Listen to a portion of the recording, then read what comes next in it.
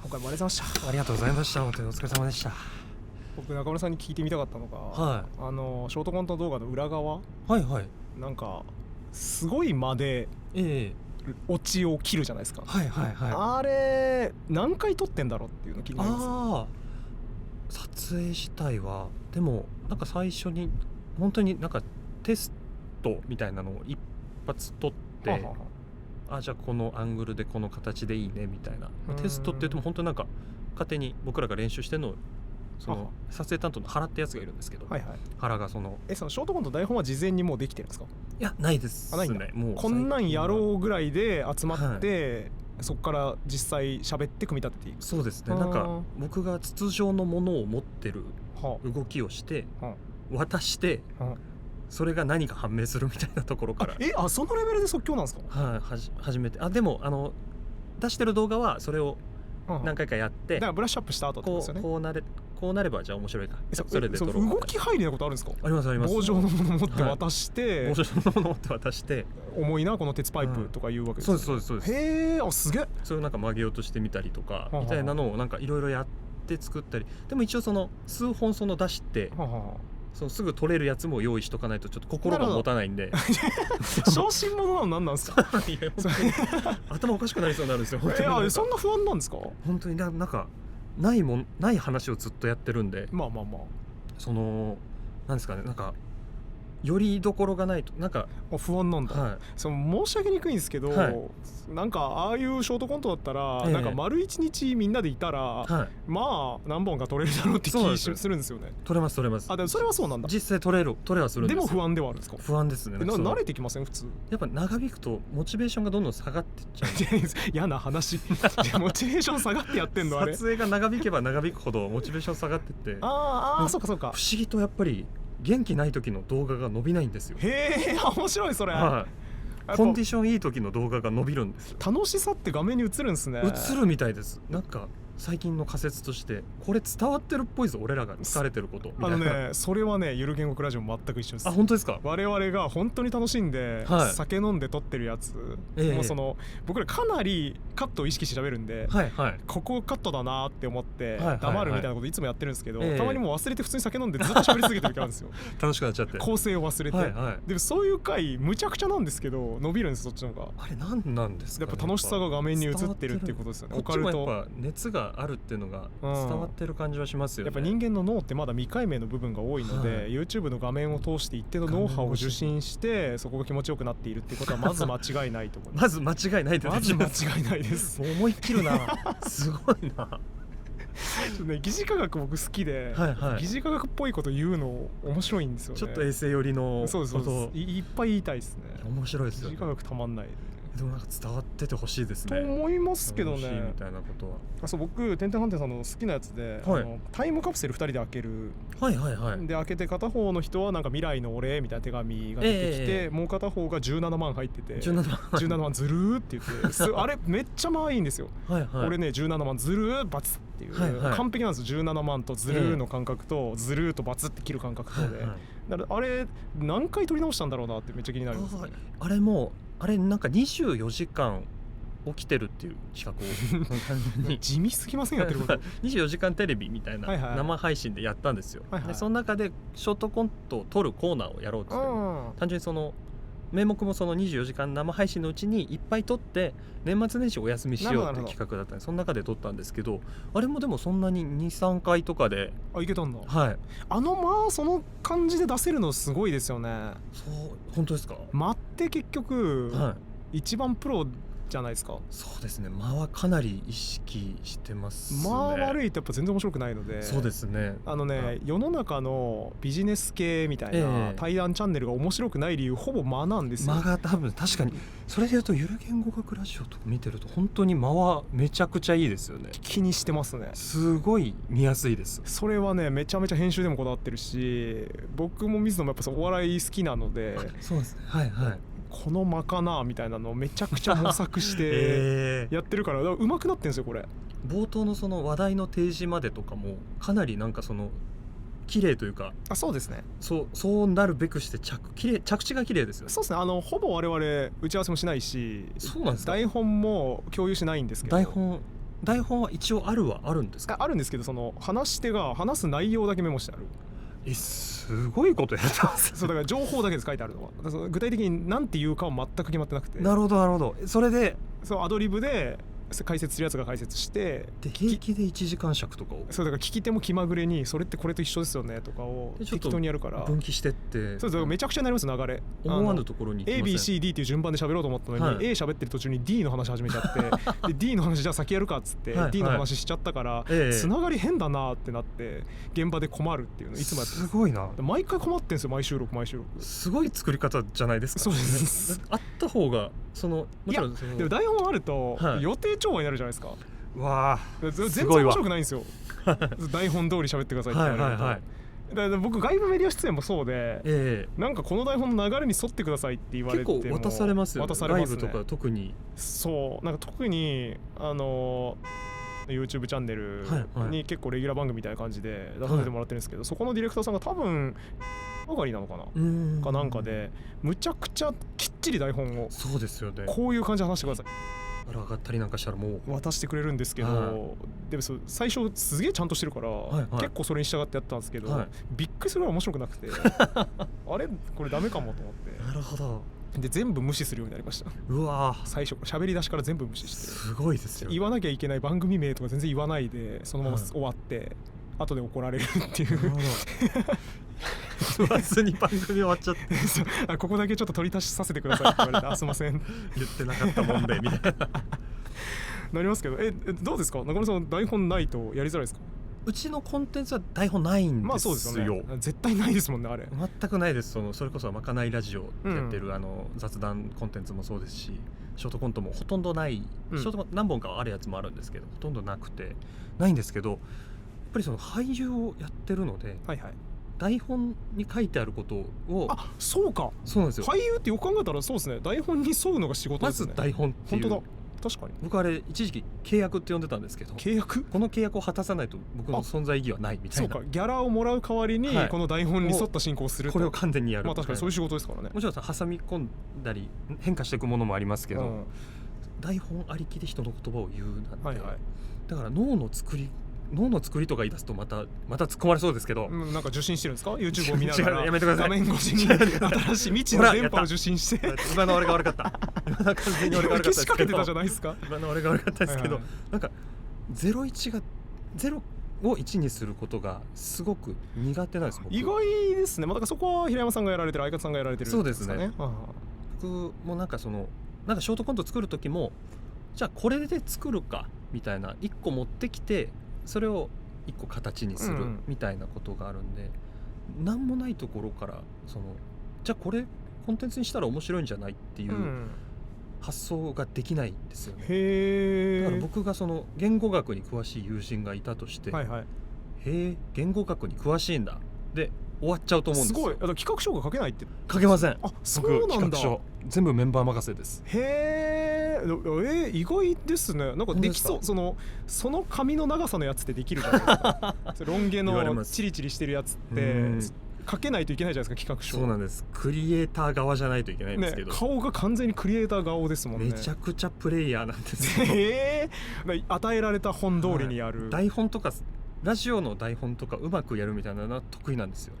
すごい。流れに沿ってみたいな。うちの相方と全く一緒です。本当ですか。ゆるよくラジオの水野も水野も全く同じで、はい、あいつすげえ風格あるんですよ。はいはいはい。めっちゃ賢そうだし、僕その回好きなんです。コアあるがなないし話、論のところ。そうそう、あいつ人の10倍ぐらいもの考えてて、めっちゃ深みありそうなのに何にもないんですよ。水野さんにすっごい共感してたんですあ、そうなんだ。めっちゃ共感したんですよ。同じだなって。うまく形を作るのは得意なんです。はいはい。与えられた通りに踊るっていう。ただお前が何やりたいんだって言われた時に何もない。みたいな。ないんですね。ないんだ。逆ですよね。僕でもなんかやりたいこといろいろある方だとは思いますね。やってないとみたいな。そうですね。でもね、最近なくなってきました。あ、本当ですか。なんかもういっかっていう。なんかね、あるんですよ、その直したいものはいろいろ。はいはい。まあ、例えば僕結構本出したりとか、はい、本紹介するチャンネルとかやってたりするから、出版業界の非効率みたいなのが結構見えてくるんですよ。はいはいはい、どうやら出版業界でこういう仕組みで動いてて、こういうプレイヤーがボトルネックになってるから、俺が新しく起業して、この新しい出版社みたいなの作ったら、従来の仕組みの悪いとこ全部解決して、いいもの作れるなって思いつくんですけど、めんどくさいなってなって、結局めんどくささが勝ってしまって、何にもやりたくないですね今ですか。はい。それでもやりたくなって作るんですか。それともやむにやまれず。今やむにやまれず作ってます。全て。本当ですか。その契約取ってきちゃうから、企業さんとこういう仕事しますっていう、この企業のこの YouTube チャンネル作りますっていう契約しちゃったから、まあ納期に間に合わせるかって言って、かなり意外ですね。仕方なくやってますね。それこそタクシーに同乗するかもってなった時に、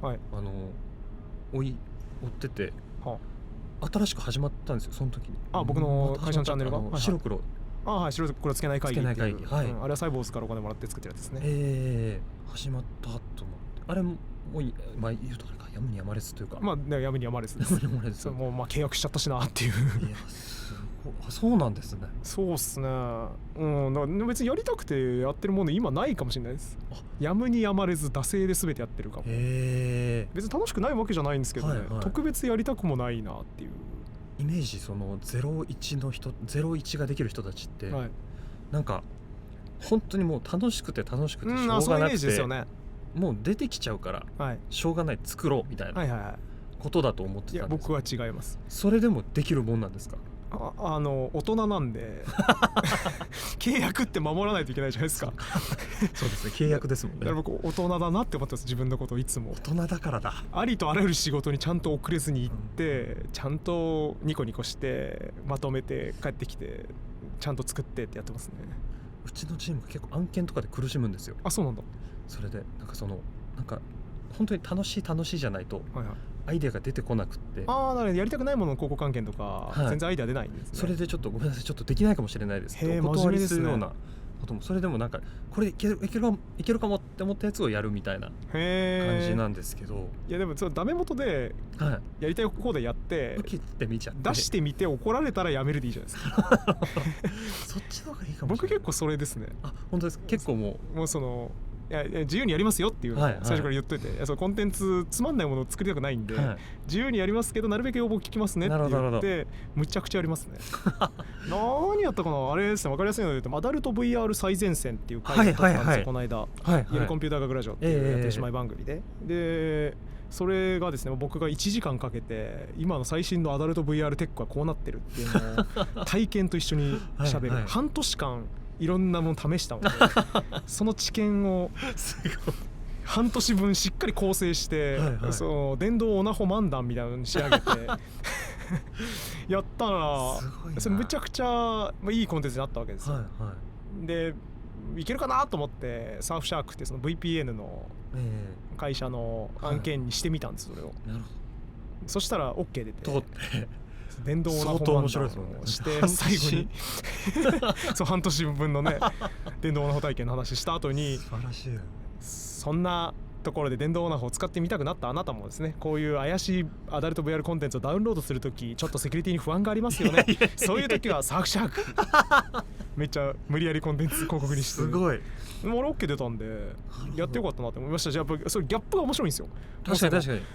アダルト VR 最前線っていうタイトルコールしてる時に左上にこの動画はプロモーションを含みます何考えてんだわけないだろって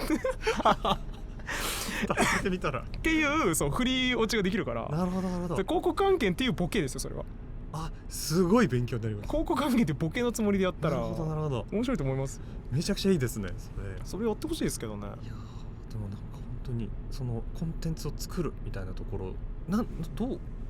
労力とかはあんまり考えないですか？いや考えますめちゃくちゃ考えます。時給換算した時にちゃんと適正になるかどうかばっかり考えてますね。その適正じゃなかった時に、めちゃくちゃ面白いものが待ってるとして、それは振り切っていける人ですか？だから時給が安いんだけどそれを引き受けると面白い。やりきったらこれ相当面白いぞみたいな。やります。あ、そこは全然やります。全然やるんですね。うちの会社的にはもうそうで、僕が出てないやつですけど、ゆる天文学ラジオっていう芝居チャンネルを作ってるんですけど、そのチャンネルがあるのぐいのみっていう商品の広告をやったんですよ。鋼の錬金術師の弟のアルフォンス・エルリックの頭の部分をひっくり返して日本酒飲めるっていう鎧のぐいのみがあって、それとかは多分広告単価は極めて低いんですけど、商材が面白すぎてこれで酒飲んでるところ撮りたいなって言ってそれありきで撮りましたよね。そうみたいなのめっちゃあります僕ら。じゃあもう面白ければ面白さ全然先行で引き受けますね。いやすごいっすよね。そう点々反転のコントでこれバカにしてていいなって思ったのは全部のものを人間工学に基づかせる人みたいなのあったじゃないですか。こちら人間工学に基づいた椅子になりますので、こちらお座りいただいて、こちらの人間工学プロジェクターから人間工学スクリーンに人間工学クレヨンしんちゃんが上映しますみたいなやつ、あれとかはねすごいバカにしてていいなと思ったんでなんか底意地の悪さもっと出したらいいんじゃないのっていうのを思いますけどね。僕も出したいんですけど、広告関係もそれでいいじゃないですか。その人間工学に基づいたなんとかみたいなのが来たら、それを受けてマジで広告しなきゃいけないスプーンなんだけど、こちらの人間工学に基づいたなんとか社のスプーンを使ってこちらの人間工学プリンを人間工学唇に運んでくださいとかやって確かにとかでよくないですか？結構形として2人ってやりやすくって1人路悪的になっても止めてくれるし、いや本当に素晴らしいものだからって言っちゃえばっていうのはあるんです。だからゆるキャングラジオのシステムもいつもそうですよ。僕がむちゃくちゃを言って相方が止めるっていうそうですよね。役割分担できてれば何の問題もないんじゃないですか。確かにありえますね。でも無理解なクライアントはそれたまに却下しろって言うんですよ。そうですよね。これって値段高いですよねとか言って、じゃあ高くないこれに金かかってない安い方だよとかを言わせるのに高いという表現はマイナスなイメージなので削除してくださいとか言って、あれ腹立ちますね。一回言っといた方がその事実じゃないですか。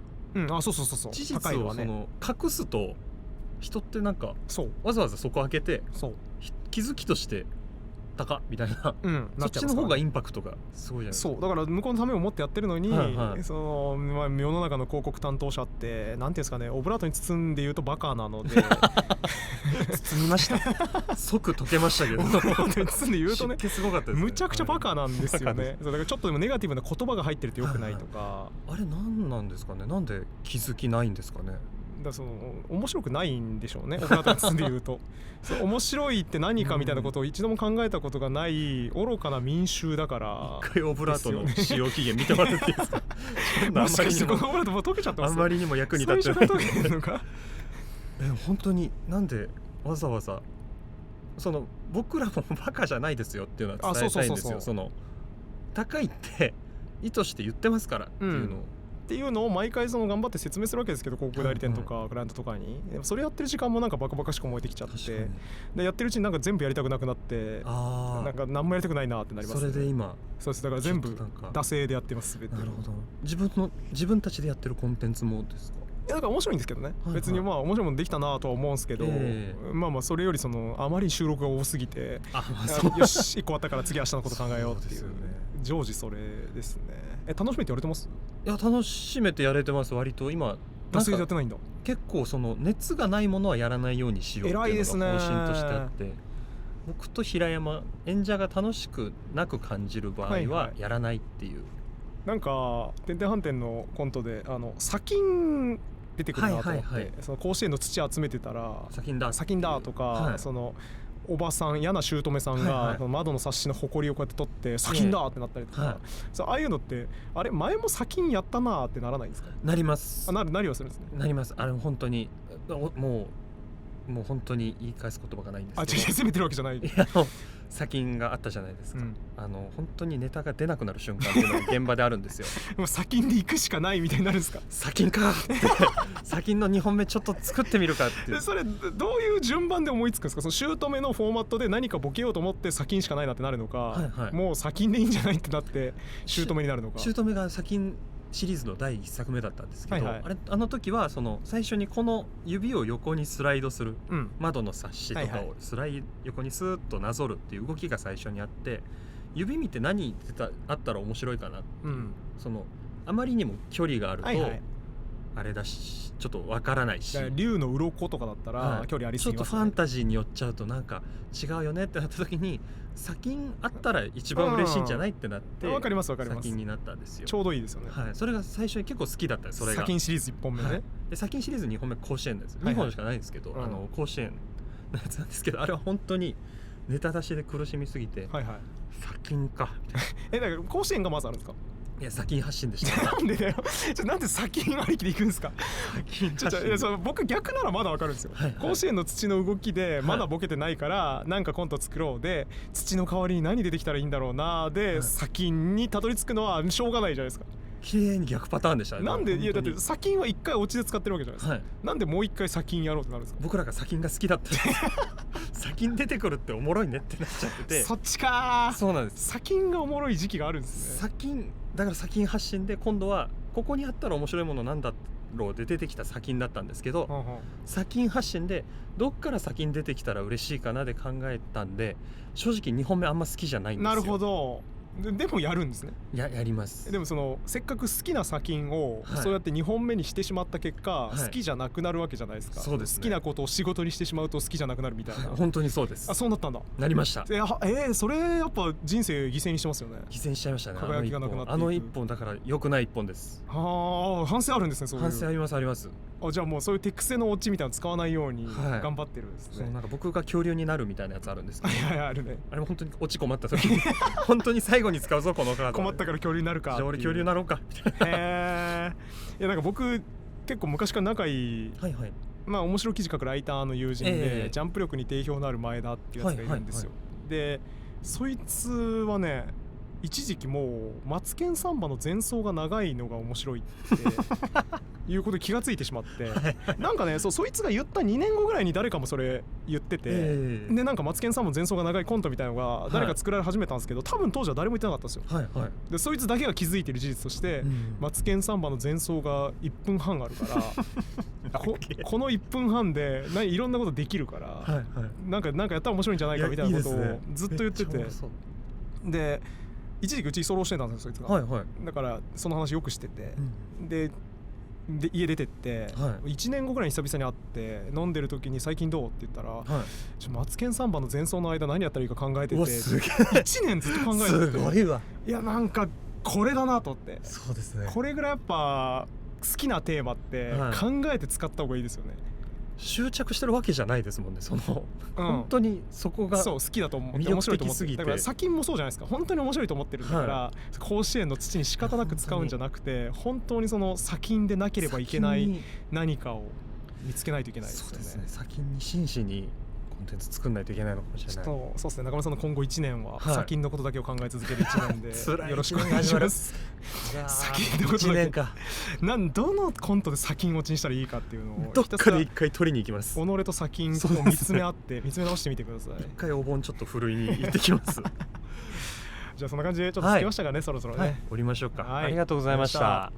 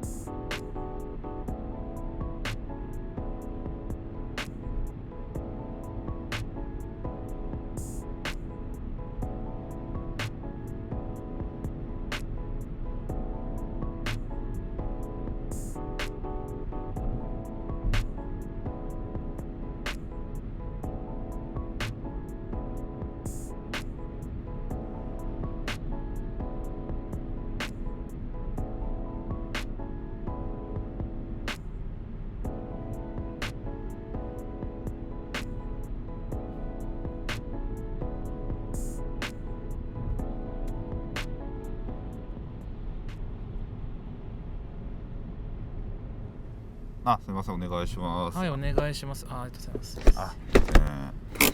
す。そうですね、一旦そのまま行ってもらって、なんか家近づいたら言うんでお願いしていいですかね。多分はい、お願いします。いやちょっとめっちゃ今日ねご飯行って嬉しかったです。そうですね。そうなんだかんだね、ご飯行ったことなかったですもんね。いやそうなんですよね、なかったんでいろんな方も含めてですけど。そうですね。いやなんかそう学付けの木田さんがすごかったですね。なんかいやそれはずっとおもろいからな、あの人。いやすごかったすごかった。大立ち回りも大立ち回り。面白いんですよ本当に。それこそでなんか来ていただいた平雲ペルトボ神社っていうねペルトボっていう大喜利やってる僕と YouTube 一緒にやってるそうやつのなんかライブの最後にね、チェキの時間物販そうですね、とかやりつつチェキを取れるよみたいなお客さんと交流できる時間の時に木田さんがなんか途中からもうなんか分かんないですけど無双してるなと思って、なんか本当にそうあれはもう無敵もマリオのスターもらったみたいな感じでしたよね。だからそのチェキでなんか何々さんとみたいな感じでお願いする中で、なんか途中でちょっと木田さんがの注文がない時間があったっていう時に、なんかその会場のそのマイク持って皆さん今私にはチェキの注文がありませんと逆に取ってみるのはどうでしょうみたいなでちょうどその今暇してた4人を集めて、もうこの4人で1人分の値段でいいですみたいなすごいな言い終わって、でしかしでもこの売り上げは当分です当分なのでありがとうございます。コンディチパンクードを取ってる皆さん私にもお金が入りますみたいなずっと最悪大回り大ふざけしてやばいでもこれずっとやってたらちゃんと最後注文が入るっていうすごいですね。やっぱねバナナの叩き売りみたいな。いや本当にあの人やっぱね芸人としてのパワーがねすごいと思いますよね。なんかご飯とか行きます？なんか人とでもなんか月1で、そのなんかご飯会行ってるメンバーがいたりとか、あと割といろんなとこで呼んでいただいてるみたいな。なんかどういう謎解きの人が多いですか？いやもう全然違います。そうなんだ。広告代理店の人間2人と、映像会社の人間1人と僕でも仕事関係ないとこであってたまたまなんか全員美味しいものが好きだからって言ってなんか月1回飯会っていうので行ってて、わめっちゃいいな。でなんかたまにそこにその僕がお仕事一緒にやった方呼んだりとかみたいな、もうそんななんかそのいわゆる会員制みたいなとこじゃないですけどなんか普通に全員美味しいものが大好きだから、めっちゃいいっすね。そう僕あんまりなんか人とご飯行くを別になんか嫌いとかじゃないんですけど、僕がマジで人を誘う側にならなすぎて人誘うのがなんかずっとなんかそんなに得意じゃないせいであんまり機会がね実はなくて。確かになんかその勝手なイメージですけど、芸人さんって意外とその芸人さんの中ではすごくいろんな誘い合いがあるけど、なんか例えばその謎解き行きたいっておっしゃる方もいる中で、でも自分で例えば卓立てる方ってあんまりいなかったりとかみたいな、逆になんかお声掛けしたらめっちゃ来ていただける。いやそうですね、僕もなんかお声掛けに甘えてしまって、確かに芸人はその例えばライブ終わって、なんか打ち上げみたいな感じで出てたメンバーで行ける人で行こうぜみたいなのがねあったりはするんで、そこで行ったりとかあるんで、確かに別でこうしっかりこう設けてみたいなのがあんまりなかったりはするんですけど、でも本当にやっぱこういうなんだろう YouTube とか芸人とかをやりだしてから本当になんかちょっとずつでも世界が広がっていってる感じはあって、なんかご一緒したことない方となんかちょこちょこご一緒する機会があったりして、なんかそれはめっちゃ嬉しいですね。ご飯とかそれこそその漫画家の方とか、いいですね。そうですね、なんかそうですね、なんかつくもごう先生っていう僕が本当にずっと小さい時から大好きだった漫画家さんがいて、ちょっとどういう漫画を描いてるかはちょっと伏せますけどなるほど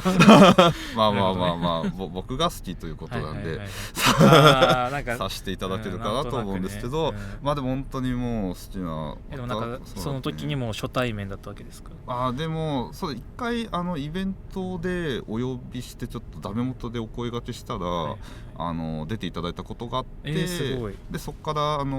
僕が本当個人制作というか実制作で本を出すときにちょっとイラストをお願いできないですかみたいなのをやったときに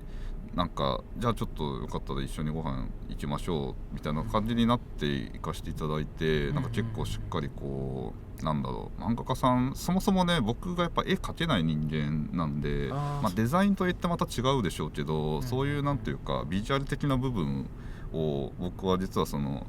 なんだろうこう作り上げる力があんま僕はない側だったりするんで、漫画家さんとかそういう人羨ましいと思ってそういう話聞いたりとかがあったりして、いや楽しかったですね。なんか本当に個室にしたからこそ言えた話とかもしたけどやったりとか、あとたまに最近やっぱその VTuber さんとかの周りが本当ちょこちょこだけ関わりができたりして、なんかそれが不思議ですね。なんか確かに作家さんやってるといろんな方のお仕事とかもあると思うし、そうですね。なんかお笑いに限らずで、これなんか VTuber さんじゃないんですけど、パラレルシンガーってやつとか七海うだらさんって方がいて、なんか暗殺教室のね曲とか歌ってたりするんですけど、の方からなんかご連絡いただいて、なんか配信に出させてもらったんですけど、なんかそれの後も普通になんかお話ししましょうって言ってご飯、それはだからコンビで8月22日の彼女っていうコンビやってる相方の千代園と僕とそのうららさんとで、本当にマジで僕がそういう飲み会とかに行かなすぎるんで、なんかお店とか分かんないから、なんか逆にもうそのパーティーにしようって言ってレンタルルームを貸していって、そこで好きなお互いの好きなアニメを見ながらご飯食べるっていう会やって、これがねめっちゃ楽しかった、こういうのマジで増やしていかないとと思って、そうなかなかね誘えないからって感じですね。いやでもいいですね。なんかお互いが好きなアニメ見るってなんかいい関係性がめっちゃ深まりそう。そうなんですよ。なんかとかなんか好きなアニメ、それこそ忍たまがね最近僕ハマったんで、それが共通項だったんで、その忍たまのこれ知ってますみたいなので、なんかより他の見たりとかが、確かにそうレンタルルームだとその場で見れるんだ。最近だとファイアスティック最初から刺さってたりするんで、便利ですね。そうなんですよ。なんかめっちゃ楽しかったですね。そういうのちょこちょこあって、あとたまに本当にそれこそ一緒に YouTube やってるこんにちパンクールのメンバーとたまにご飯行ったりね、したりとか、警備員とねそれこそ2人でご飯行くとかをこの間初めてやったりとか。初めてなんですね。実はそう意外とだった、そこは僕からね珍しくちょっと誘ってちょっと普通にその芸人としての活動についての相談をしたいって言って、なんかちょっと警備員さん気合入りそうじゃないですか。警備員かかってたかなあの時今日ここでなんかファンの身体が決まるかもしれないって思ったかもしれない。一応なんかちょっと相談を込みで普通にちょっと話したい、なんかご飯行きましょうって言って、全然普通に楽しくなんか芸人の話もしつつ、その以外の話もしつつをしたりとかね。アオリイカとかね、結構アオリイカはねご飯が好きなんで普通に人が誘ってくれたりとかね、たまにあるんですけど、でも意外とないんだよな。確かにそうですね。なんか、でも基本確かに芸人さんがやっぱり多め。確かにそうですね。だからなんかこうその周りの広くクリエイターさんみたいなところの、なんかご飯まではっていうのがなかなかないままかもな。それこそ脇道チャンネルで関わるようになったもののけさんとかね、いやご飯行きましょうって言いながらちょっとまだ実現できてないかったりするな。なんかないな。なんかでもいっそなんか YouTube の企画とかで行っちゃう方がなんかまだ気が楽説。いやわかります。なんか気が楽なんですよね。ちょっとカメラ回しちゃった方がそうなんですよね。なんかこう建前ができるというか、なんか本当にプライベートでなんか僕がこういや本当にだからご飯行きたいんだけど、そのご飯行きたいっていうなんか気持ちダダ漏れで誘わなきゃいけないじゃないですか。ご飯って当たり前なんですけど。いやそれはいいんじゃないですか。それはいいですかね。これ僕がだって嬉しいじゃないですか。行きたいと思ってくれたんで。いやそうか、そうやっていかないとなのでずっと僕は多分ね意識してやらないとやらないから、なかなかちょっと人生の目標としてやってるとこはあるんですけど、芸人さんとかは関わりあります？それで言うとそれこそリップグリップの岩永さんとはめっちゃ仲良くて、確かに岩永さんね普通に謎解き芸人仲間と行ったりとかしてますよね。なんかたまたまその岩永さんが X で謎解きなんか、なんだろう好きなんだけど行ける人いないかなみたいなポストしてて、でもいきなりなんか会ったこともなかったけど DM して、そうなんか当時坂本デイズだったかな、コラボの謎解きがあってそれ行きませんかって言って、でもうそこからなんかムニエデさんとか哲郎さんとかと一緒になんか来てくださって、なんかその時誰だっけな、ホラー作家の那須さんとかがその時同じチームでなんか行って、でそこで仲良くなってみたいな感じでした。いいですね。そこでもすごいですね。なんていうか面識ない状態でバンって行ったんですね。いやもうなんか飛び込めそうかなみたいななんかところがあったのと、あとやっぱりなんというか言い方があれですけど、多分私一般の方よりは解ける側なんですよ。いやそれはそうですよ。それはそうでしょう。いや多分なんかうちの周りになんかギネス記録保持者とか世界一位とかがいるからそうか周りが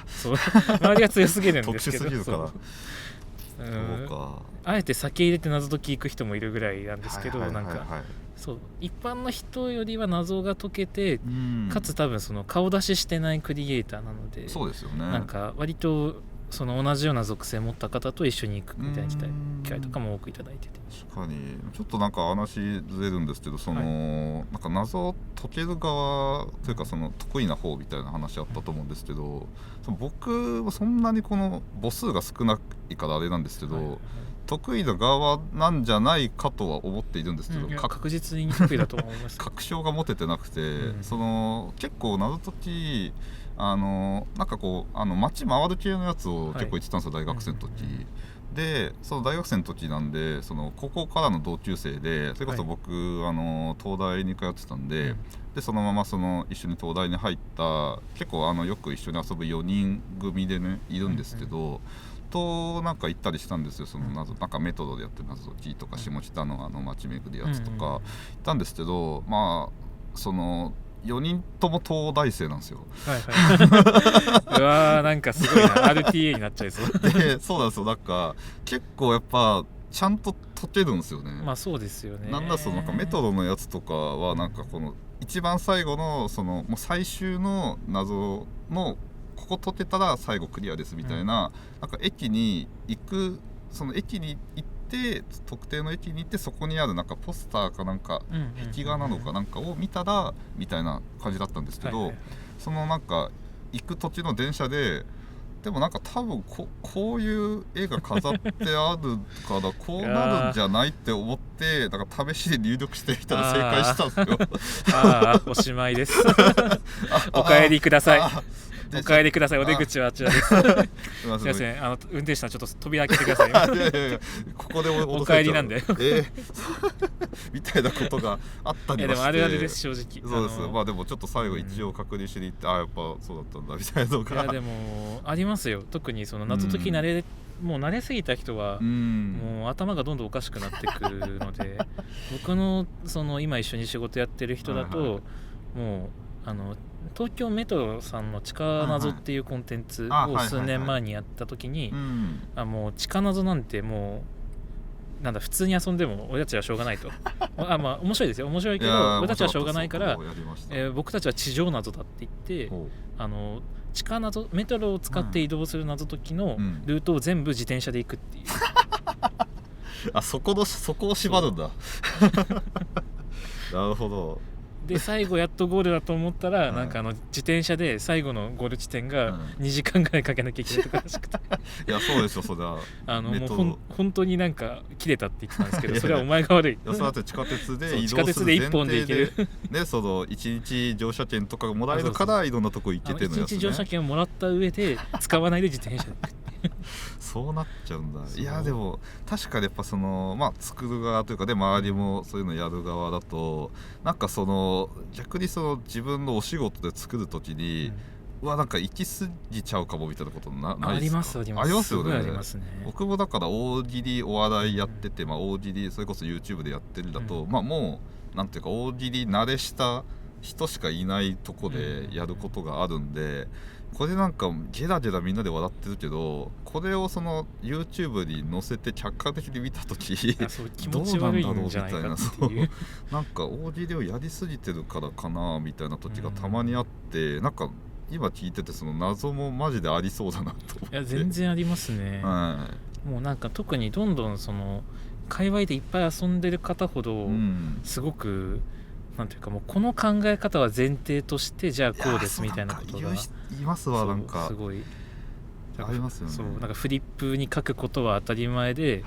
じゃあフリップをどう加工するかみたいな話とかにどんどんなってなんかその煮詰まりすぎた結果フリップを重ねて叩き割ったら面白いんじゃないかみたいなとこまでいくみたいなそう普通の人いかないからそこまでいやなるよな絶対。なると思うんですよ。でもそこで多分その作家もやられてると多分すごい実感がある話だと思うんですけど、どこで踏みとどまれるかじゃないですか。自分が面白いと思うライン、界隈が面白いと思うラインで、でもそれをメインで見てるのって外側の方だから、そうですね、だからどこで説明入れるかみたいな話とか、なんか面白いにしても出す順番考えるとか。いや確かにその伝え方を考えるフェーズですよね、その部分がどうしても生じちゃう。特にね、そうなんか謎解きとそれこそだってメトロのやつとかだったらもう絶対その一般のなんていうか謎解き初めてみたいな人も多分手出しやすいそう媒体だとよりとかもあるだろうし、なんか大喜利もね YouTube だとよりとかもあったり、たまになんかその大喜利メインじゃないというか、なんかお笑いライブだけど大喜利あんまやんない人のとこに、なんか大喜利できるゲストみたいな感じでたまに呼ばれるんですよ。なんか慣れてる側でなんか教えてもらおうみたいな企画結構たまにあったりするんですけど、着物着てなんかバツつけてこれはここで伝わりますみたいな。そこまで夏井先生に寄せないですけどバツまではねつけないんですけど、でもたまにあってその機会がなんかそういう時のなんかチューニングなんか確かにそれはその時のなんかその場でのあれですけど、なんかその例えば映像だったらそこをどう伝えるかは考えるとこあって、なんかそこがでも昔よりはなんかうまくはなってきたんじゃないかとなんか自分では思ってはいますね。なんかこの多分僕を初めて見るし、なんかそんなに大喜利というもの自体を慣れてないんだろうなみたいな方が多いかな今日はみたいな時にちょっとそのチューニングするみたいなのがなんか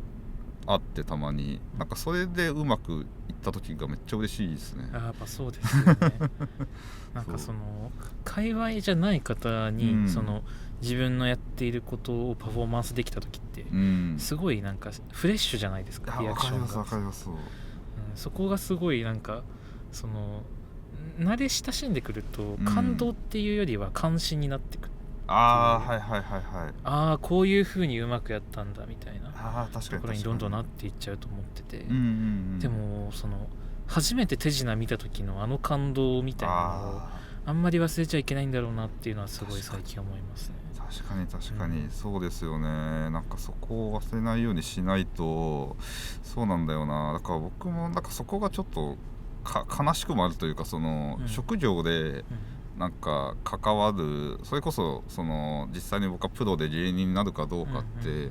最初なんなかったって迷った時にやっぱ仕事で関わるとその仕事での目線でお笑いを見ることになっちゃう。めっちゃわかります。これがなんか普通にお笑い好きの少年だった僕からしたらなんか悲しいことだなみたいなのもあって、実際言えばそうはなってるんですけど、ありますよね。なんかちょっとやっぱこう作ったんだなみたいな風にコント見ちゃうとかいやなんか純粋に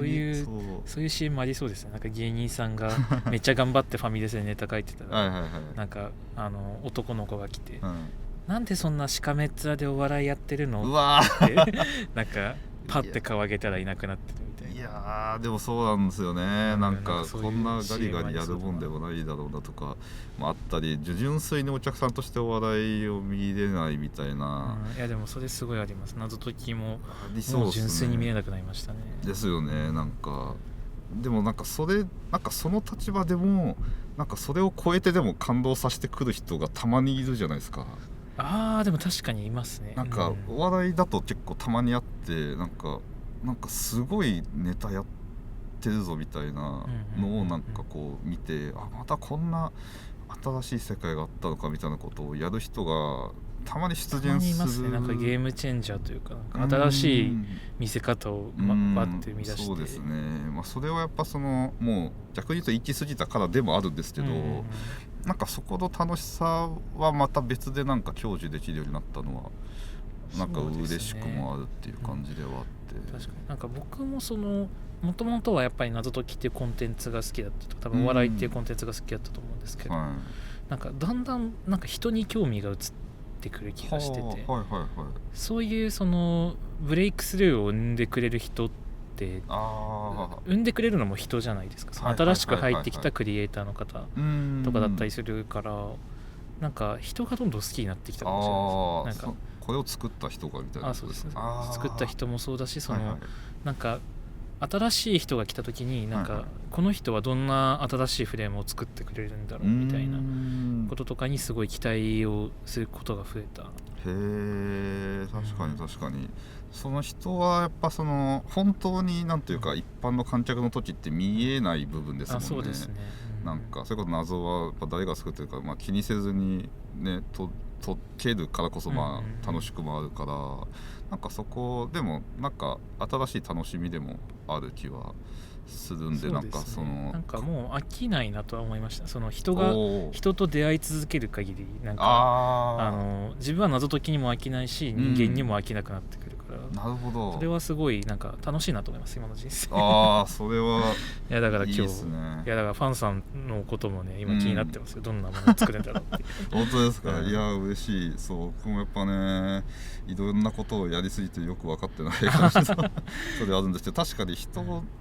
関わりやっぱ絶対にフルタイムで働いてた頃よりは増えたのは確かに、いろんな人とも会う機会増えたと思うし、増えてってのはマジで嬉しいですね。だから今日もだからね、本当ご飯行くとかができたのもね、やっぱいろんな人と嬉しいんで、いやーよかったですわマジで。そうですね、ちょっとまた行きましょう。いやマジでまたぜひ。多分この辺すいません、じゃあちょっと僕だけ先に下ろしてもらう感じでいいですかね。多分スーパーの沿いあたりに下ろしてもらえれば大丈夫。そうですね、はい大丈夫なんで。じゃあすみません、またマジでじゃあまた行きましょう。お願いします。ぜひ。ありがとうございます。お疲れ様です。お疲れ様です。おやすみなさい。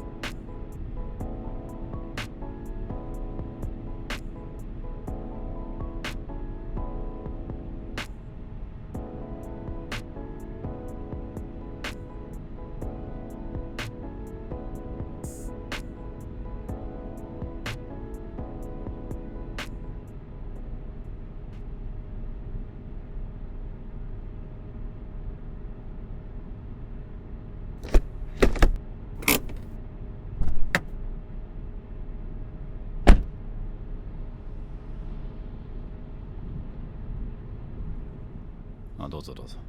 どうもどうも。お疲れ様です。お疲れ様でした。お願いします。お願いします。じゃあとりあえず中目黒の方行きますか。そうですね。綺麗なんで、中目黒の方まで。いやなんかタクシーめっちゃ乗ってるな。じゃあ最近これで。ほんまやね。ねえ、タクシー僕あんま乗らない方だったんですけどね。はい。でもやっぱこの移動する密室空間っていいですね。そうなんですよ。うん。なんかね目的なくそこに居合わせてる空間ってなかなかないんですよね、お互いがもう居合わせてるし、そうそう、だから旅してる最中の電車の中とか僕それも大好きですよ、車中の中にいろんな人がいてって、そうそう、いろんな人生があって、そういう時でないとくつろげないなんか筋肉があるような気しますよ。確かに確かに。でもタクシーなんか本当乗るとこんなに乗ると思ってなかったんでこんなタクシー乗れたら大人になったなっていう気しますよ。確かにタクシーって大人の乗り物っていうのあったよね。なんかありますよね。だってこの今広告とかも前結構出てるじゃないですか、タクシーって、この広告とかもうビジネス、ビジネス、そう大人の女性になるためにはエイジングアンチエイジングの化粧品とか、そんなんばっかなんで、やっぱターゲット層も上の世代じゃないですか。確かに、だから若い人がタクシー乗ってる時は、課長が乗ってるから私もついてきましたみたいな、そんな宣伝もあるもんね。だからそうだわ、タクシーって大人の一つの証明っていうかなんかあります？大人になったなっていう瞬間とか。うわ、これ大人だな、自分でも相手でも。うわ、でも当たり前にやってることが昔は大人でしたね。僕中学校2年生の時に初めてね、喫茶店に入ってコーヒーを飲んだんですよ、でその時にそれ連れて行ってくれた僕の親友がいて、こいつこんな大人なんだと喫茶店でコーヒーを飲むってこんなかっこいいことなんだと思って、ものすごいいい経験で、初めての経験がいい経験するって大きいじゃないですか、僕だからそれからも喫茶店で本を書くとか、喫茶店で本を読む、ネットを見る、もう全部喫茶店になっちゃいましたね。作業はかどりますしね。そうそう、それこそなんか居合わせない人たちがいる空間じゃないですか、まさしく。はい、だから喫茶店にいる自分が大人の自分ですね。なんか中学生高校生が憧れる、なんか MacBook Pro 広げて喫茶店で作業するみたいな、そんな感じの。ちょっと生きりすぎてる人もいるやん。まあいますね。ね、それはちょっとあんまり見ないようにはしますけど、批判はしませんけど、もうちょっとこんなエスプレッソ頼んでね。そうショットグラスみたいなエスプレッソ頼んで。そう。なんでそんな怖い顔して、喫茶店でくつろがいだらいいのに、なんでそんな怒り方になってんのみたいな人いますよね。ズームで会議とかして。してます。喫茶店でズーム会議する必要なくないみたいな。わざわざ。そう。家でやった方がよくない？そう。だからそれよりは地元のおっちゃんが来てたり、まあでもそこになんか映える喫茶店と有名になって女の子が来ておられたり、それもいいんですよ、いいんですけど、なんかあんまりそのアッパー系の人は来てない方がいいかなと思って、アッパー系の人ね。まあそれこそ怒り方で自分気合入ってますみたいな人じゃなくて、ちょっとまあフラッと寄ったぐらいの温度感の人。でもね、僕自身がそうやってぼっちんなんかのね、ハンドルネームなんか使ってゲームやってる時は子供になってるじゃないですか、だから今でも自分が親しみやすいっていうか、自分が近づきやすい大人と、まあこんなことで怒られるかな、僕の感覚やからしょうがないよね、ある別の大人の人見たら、あれもう水分が全くないみたいな、水分が全くない大人の人と、すごく自分がなんか一緒にくつろいでこの時間を過ごしたいなっていう大人の人っていうのはやっぱありますね。で僕なんか自分が仕事をする人が、僕も65ですからね、自分が仕事する人ほとんど 99.9%、養老先生とかね、そういう人と話をする以外は、全員そうですね、20歳以上年下の人ばっかりなんですよ。もう時々もっと40歳ぐらい年下の人も平気で僕仕事させてもらったり、あるいはなんか相談を受けたりするときに、こんなこと言ったらこれこそこういうことを言うのがダサいのかもしれないんですけど、一つだけ気にしてることがあって、それは相手の話に絶対ワクワクするぞと思ってるんですよ。じゃあ聞いてあげよう、もうこれはアウトやと思う、この途端に、でも聞いてあげようっていう人が10人中 9.5 人やと思うんですよ、大人の40歳以上のね、なんかそうじゃなくて、相手の話にそれってね、私利私欲なんですよ。だってワクワクする時間っていうのが一番生きてる時間やと僕なんか感じるので、どっちかというと多動傾向がある人やから、だからね、どんな小さい、例えば5歳の子でもその子の発する言葉に自分がワクワクしていたいっていうかね、なんかそれだけは思いますよね。いやでも分かります分かります。ああそうですか、結構僕やっぱ人の話に興味を持つことがまず大事って、はいはい、この人の話興味持てないなっていうのじゃなくて、はい、自分が興味を能動的に持とうとしないから、はい、その人の話に興味持ててないだけじゃないって思うこと結構あるんで、絶対そう思います。まさしくその話だなって。それでも僕ねそう思って40代ぐらいの頃にさこれはいかんと、もう40代なんて一番もう医者が医者として威張り尽くす年代なんですよ40代前半ぐらい。そうなの？そうですよ。ほんでその型にはまるんですよ、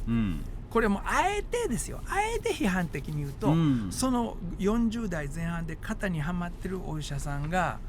まあ10人中5人はいますよね。もうじゃあもう2人中1人だ。じゃあ2人中1人、それを少なめに見てですよ、今ものすごい僕は善意の人になって言ってますけど、ほんならねその人たちはいい人なんですよ、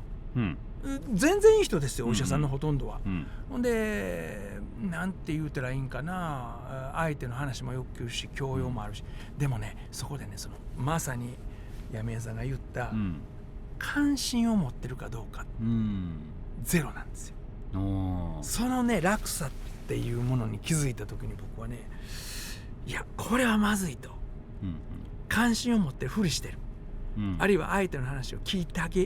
あげようとしてると、でもその頃って僕もう外来1日に30人とか見てましたから、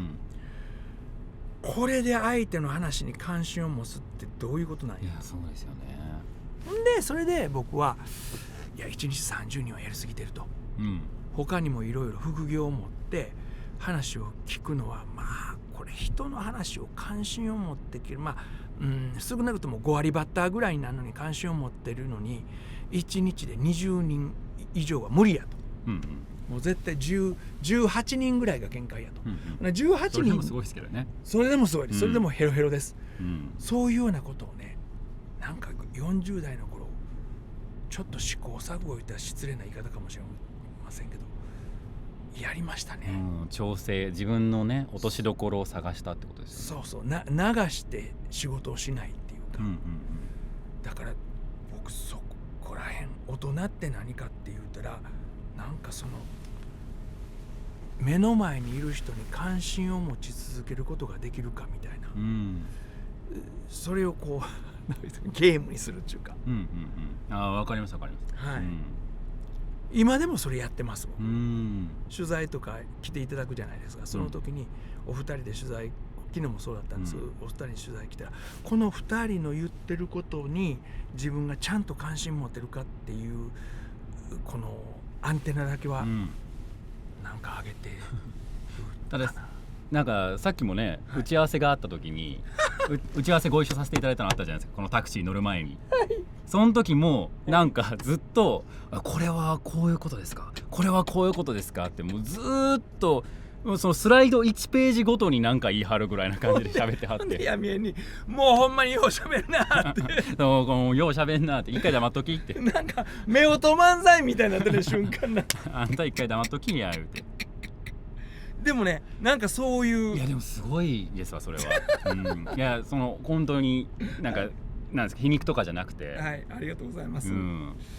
僕大人だなって思うのの一つに、舐められる人すごいなって思うんですよ。ああすごい、下の子に舐められる人。うわーそれはすごいわ、確かに。で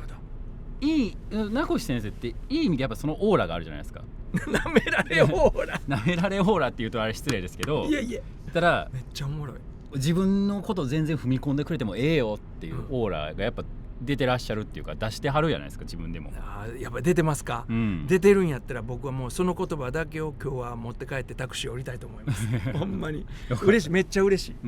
めっちゃ嬉しい。それ僕できないんですよ。あ、そう、いやでもそれはこれからどんどんできるんじゃないですかね。そうなれたら嬉しいなって思うんですけど、でもならない、美徳とかもやっぱりあったりする中で、自分はどの方向性を歩んでいくんだろうってですね。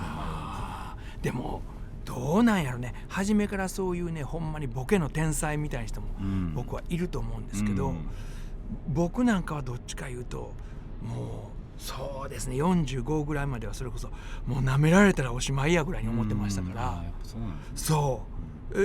時は舐められたらおしまいやという言葉すらないぐらいに、もう周りに対してこうギラギラなんかしてる感じがありましたね。なんかその人に勝ちたいとかそうじゃなくて、多分なんかそういうコンプレックスがすごいコンプレックスがあるんでしょうね。中学校の時とか僕はいじめに遭ってたりするから、なんか本当にバカにほんだらねこれがねこれもな悪口になるのかな、でもまあここはタクシーやからええか、時々ね例えば同窓会行くでしょ、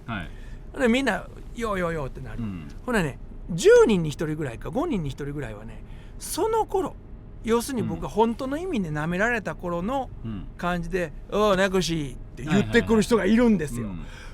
なんて頭の固いやつやと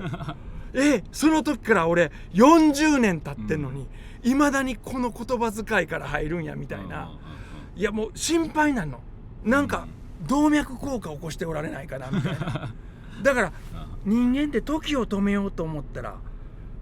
もう簡単に止まるんやなみたいな。そうなんですよね。で、何かそこで何か変えてやろうといういたずら心がない人生って、40年が1時間ぐらいで終わる、僕に対してだけそういう言い方をしてあるのかもしれませんよ。童心に帰ってそうなっちゃったのかもしれないけど、それはほんまにそうかもしれないけど、僕の方から見たらうわーこの45年が1時間なんやみたいな感覚で、いやそれなんか腹立ったというよりもね、いや人生って恐ろしいと、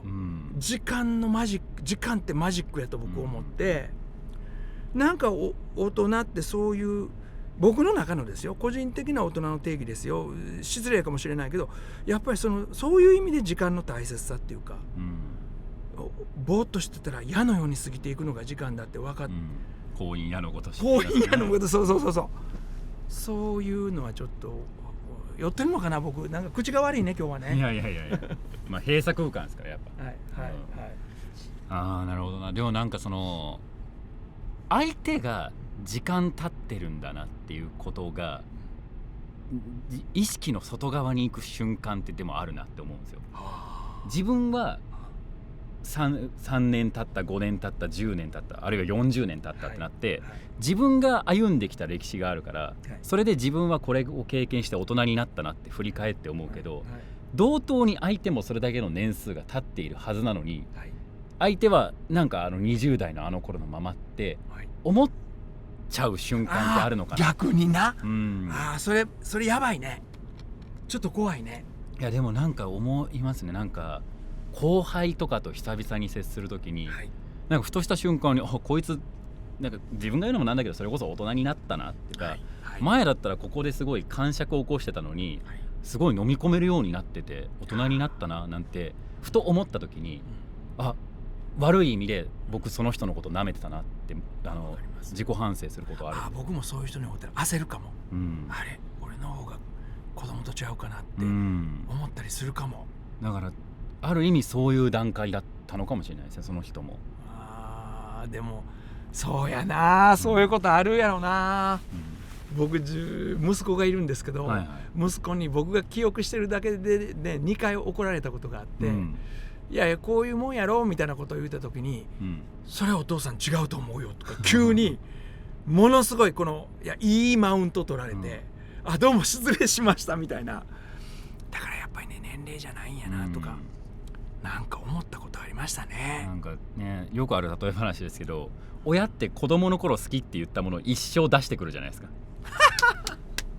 なんかいかんね、そういかん、例えばなんかね、小学生のなのにいぶりがっこ好きだったとかだったら大人になってもあんたいぶりがっこ好きやろみたいな感じで一生出してくるみたいなもうずっとそれ食べ続けやなあかんみたいな。いやもうあれ子供の頃の話やねみたいな。バナナそうでした。バナナをもうめちゃくちゃ、あんた朝バナナいつも食べてたやろ、あんたバナナ好きやろって毎日バナナ出されるからもういいよみたいなそれきついな、みたいなのがあったんで、なんか特に親から子ってやっぱいつまでも子供っていうぐらいあるから、なんかそういう感覚だったのかもしれないですね。同級生の自分が舐めてたあいつが、おまた来たじゃんっつってちょっと1ビってやろうみたいな、はい、だからまあ悪い言葉で言うたら、大人っていうのはちょっとずる賢くなった方がいいのかもしれませんよね。自分から出すよりはこいつどう出てくるのかなって見て、そっちか、ほんならこれ出していいみたいなね、ちょっとそのずるさは大人はあってもいいのかなとか思いました。まあ返す刀として持っとくとか回答を持っとくみたいな、そう5の線5の線でいく、5の線でいくって5の線ってな、振り下ろされてから受けるみたいな、そういうのがあっていいのかもしれない。いやだからまあ僕は舐められる人が大人だなって思ったりとかするけど、自分がなりたい大人像ってもう65の人に聞くのもあれですけどでもあるよでもあるじゃない、絶対将来ってまだあるんだから。それやみえんさんは今いくつなん？自分の感覚としては今いくつなん？どういうことですか？恥ずかしい精神年齢みたいなことですか？そう僕は、もうほんまに情けないことやけど40ぐらいになった時に僕の師匠の宗教学者の上島啓治先生から、名越さんって今自分ではいくつだと思ってるのって、その時に上島先生が40代で僕が30代やったんですよ。いやー僕まだ22、3な感じがしますね。それはちょっとねひどいよって言われてほな先生はどうなん？いや僕はまあ30いくつ、それもひどいですよみたいな、変わんないですよね年数で言ったら。そうなんですよ、でいくつ？僕ですか？僕でもなんかずっと27、8ぐらいかもしれない。ずっと。うわー、それ分かるわ。そんな感じやわ。今が30なんで、もう追い越しちゃったんですけど、もう十何歳ぐらいの時からやっぱ上に見られることがめちゃくちゃ多くて、絶対そうやと思うわ。で、まあ30代手前ぐらいでしょって言われることやっぱネットの付き合いだと多くて、声も低いんで、で27ぐらいの感覚でいたら27ぐらいになり、27ぐらいを過ぎてもまだちょっと27ぐらいでいさせてほしいなみたいな。だからいやそれはね、それぞれすごいそこは個性があって僕いいように思うんですよね。僕はもう本当またもうみんなから絶対失笑を買うんですけど、その40いくつの40ぐらいの時に23とか2とか言ってたじゃないですか。今ねようやくね36、7になった感覚なんですよ。もう全然ダメでしょ。年齢差10個ぐらい。そう一回り変わんないぐらい。それがね食べ物に出るんですよ。もうすっごい濃いカレー食べたくなったりもうすっごいハンバーガーとか、いやいつもは食べませんよ。そんなことしたら僕の年齢やともうほんまにもうある意味も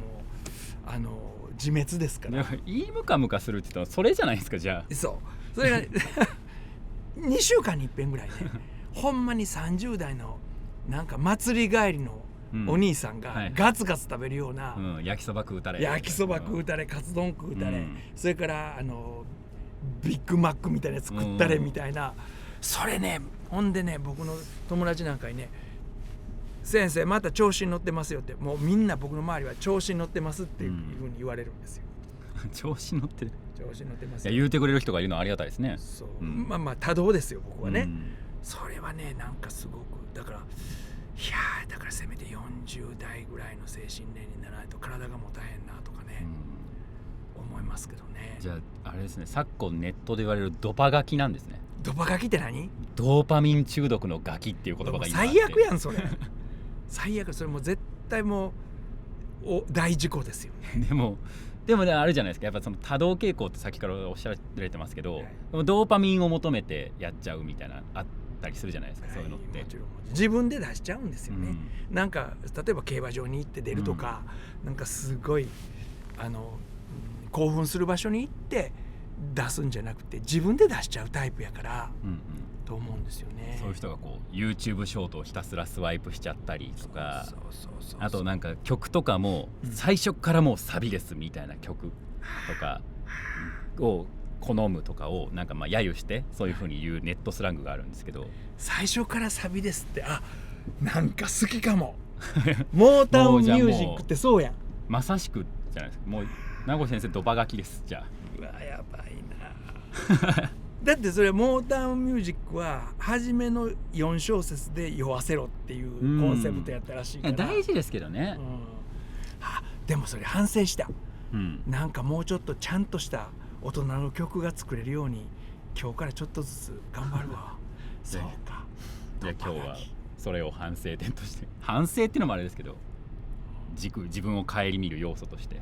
ほんであなたが今一番ハマってるゲームは何なの？その話全然できひんままつく。そうやん、できへんか。できへんままつく。もうつきますこれ。ほんま。ありがとうございました。普通に飲みに行きましょうじゃあ。はい。ありがとうございました。運転手さんも。ありがとう。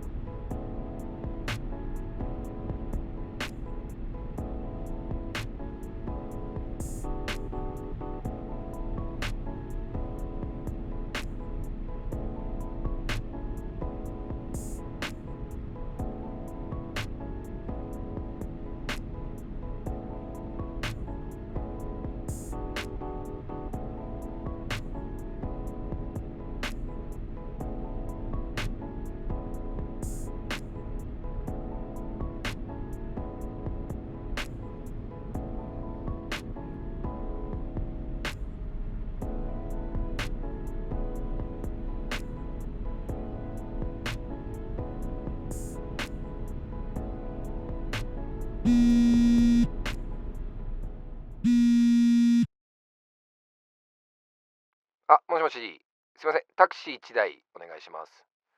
なんか多分、見た目なんですけど、金髪でなんかガリガリの、なんか弱そうなヤンキーみたいな感じなんですけど、多分、見たらわかると思います。すいません、お願いします。